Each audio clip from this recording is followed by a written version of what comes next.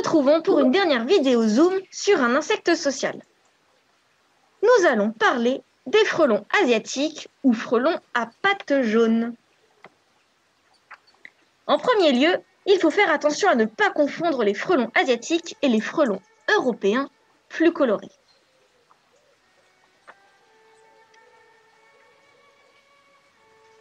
Les frelons asiatiques sont des insectes de la famille des guêpes. Ils viennent d'Extrême-Orient. Introduits de façon accidentelle, ils se sont facilement adaptés à la vie occidentale. Les frelons fabriquent un nid composé de fibres de bois mâché, formant un papier grossier dans lequel ils vivent la moitié de l'année. Le nid contient plusieurs galettes d'alvéoles entourées d'une enveloppe. La reine de la colonie va construire un premier nid au printemps, souvent dans un endroit habité comme un cabanon, un trou de mur ou encore en bordure de toit. Si celui-ci devient trop petit ou ne convient plus, les ouvrières vont alors en construire un second avant de changer.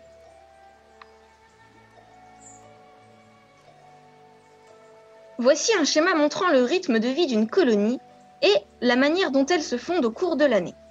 Les fondatrices vont passer l'hiver avant de construire leur nid au printemps. D'avril à septembre, la colonie ne cessera pas d'augmenter.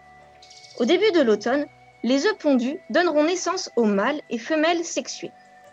Les ouvrières et les mâles mourront durant l'hiver. Les femelles fécondées seront les futures fondatrices.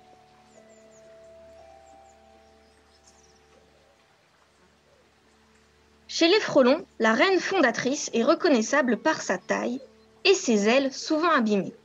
Elle est entourée de ses ouvrières qui construisent le nid, cherchent la nourriture et s'occupent des jeunes.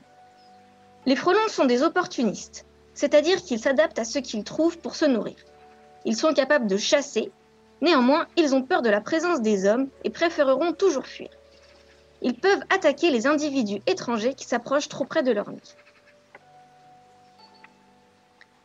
Pour finir, on peut se demander pourquoi nous n'avons pas parlé des abeilles.